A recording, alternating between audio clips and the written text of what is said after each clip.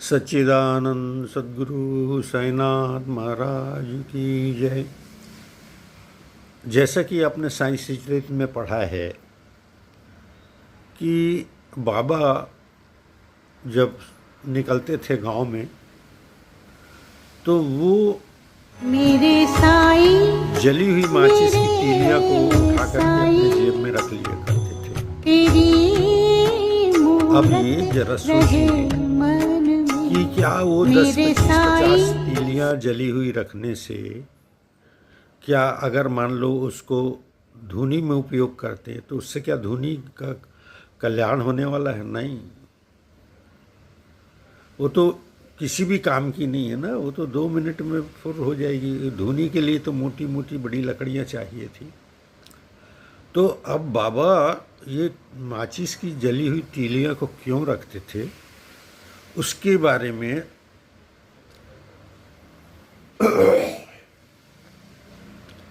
मैं कुछ बाबा ने जो मेरे मस्तिष्क में भरा है वो मैं उत्पन्न किया है, वो आप सबके सामने में उद्गार प्रकट करना चाहता हूँ।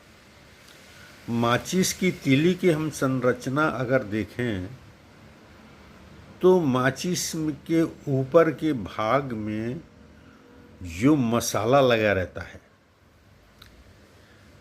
और बाकी लकड़ी रहती है, तो मनुष्य की संरचना से इसकी अगर तुलना की जाए तो जो लकड़ी रहती है शरीर का हिस्सा कहलाता है और जो मसाला लगा रहता है उठा हुआ गोल हिस्सा रहता है वो हेड कहलाता है, सिर। वो मनुष्य का सिर कहलाता है।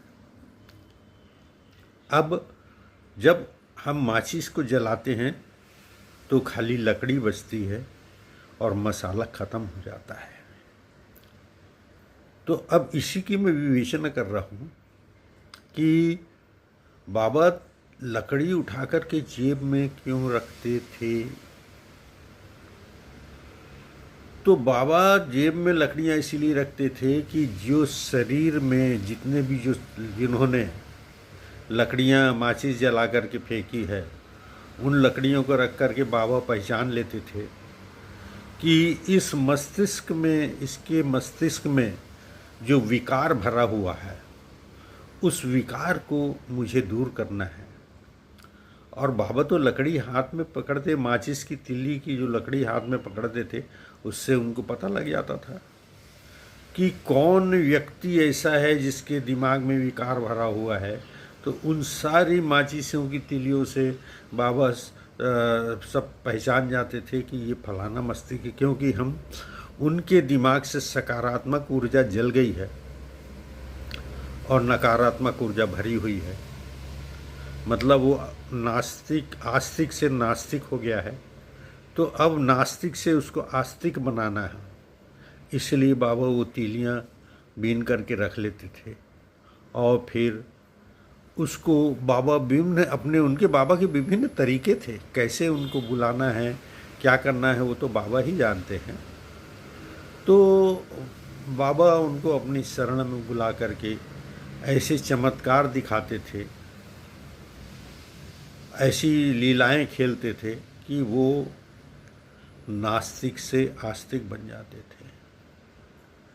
तो जो लकड़ी की तीलियां रखने का जो मुख्य कारण, बीन के रखने का कारण यही था कि बाबा, नहीं तो ज़रूरत क्या है, तीली लकड़ी से क्या कुछ बनने बिगड़ने वाला, कुछ नहीं बनने बिगड़ने वाला है, उससे कुछ होने जाना नहीं है।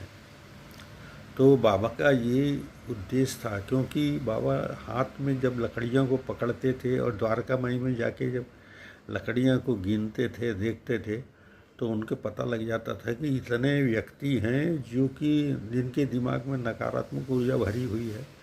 तो उन व्यक्तियों को बाबा एन कैन प्रकारेण अपनी शरण में बुला लेते थे, किसी को स्वप्न दे करके, किसी को कुछ दे करके, किसी को माध्यम बना करके। तो बाबा की ये लीला थी। तो ये मैंने आपको माचिस की तिली की लीला बतलाई। अब आगे का जो है, आपने देखा होगा कि साईं चरित्र में पढ़ा था कि हाजी सिद्दीकी फाल्के को बाबा ने 9 माह तक के अपने मस्जिद में अंदर नहीं घुसने दिया। तो उसके साथ क्या वार्तालाप हुआ, क्या हुआ, ये अपने नेक्स्ट वीडियो में मैं आपको दूंगा। तब तक के लिए मैं अपनी वाणी को